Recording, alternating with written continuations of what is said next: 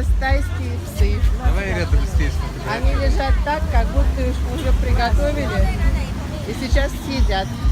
Ну, тут подружки ее вот ждут. Она открыла глазки. Хорошая собака.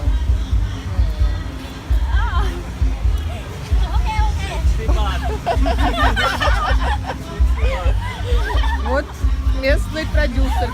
Продюсер вот этой собаки. Собака. С Новым годом!